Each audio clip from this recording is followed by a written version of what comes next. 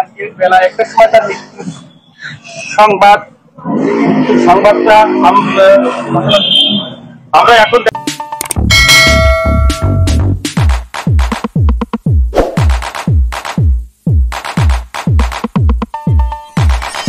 ধর্ষণ নির্যাতনের শিকার শিশু আসিয়ার মরদেহ কিছুক্ষণ আগে ঢাকা থেকে হেলিকপ্টারে নেওয়া হয়েছে মাগুরায় গ্রামের বাড়িতে।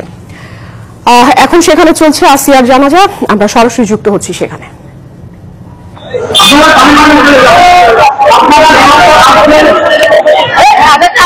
মাগুরাতে কিন্তু আসিয়ার যে মরদেহ সে মরদেহ আসে ঠিক 6টা 35 মাগুরা স্টেডিয়ামে, এবং এই স্টেডিয়ামে হেলিকপ্টার, সেনাবাহিনীর একটি হেলিকপ্টারে কিন্তু এই মরদেহটি আনা হয় এবং মরদেহটির সাথে কিন্তু আসিয়ার মা, বোন এবং আত্মীয় স্বজন থাকে। এবং সেই সাথে আমরা দেখেছি যে ঢাকা দক্ষিণের সদস্য রবি ইসলাম নয়ন তিনিও ছিলেন, সেই সাথে উপদেষ্টা পরিষদের সদস্যরাও ছিলেন।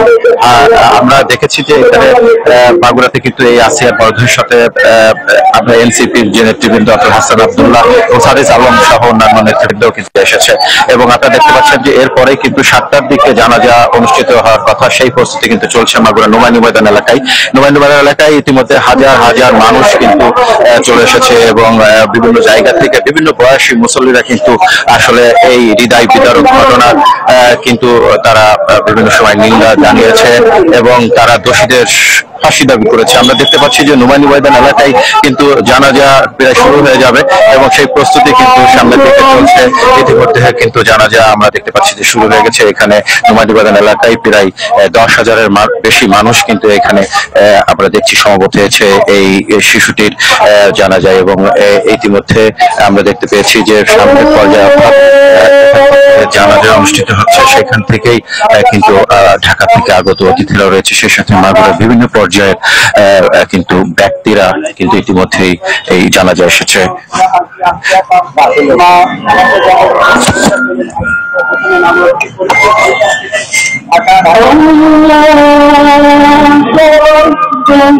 আজকে বেলা 1টার সময় তার মৃত্যুর সংবাদটা আমরা এখন দেখাচ্ছি জানাজাটা।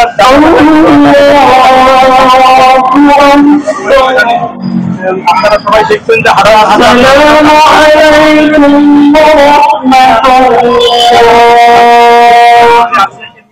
ছিল তার মৃত্যু সংবাদে, যেমন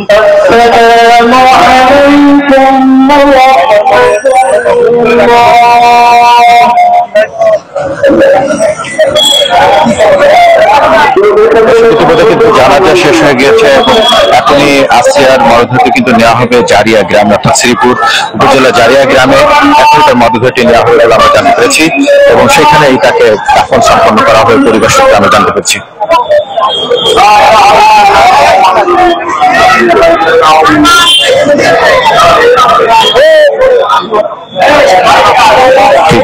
মাগুরা থেকে প্রায় 8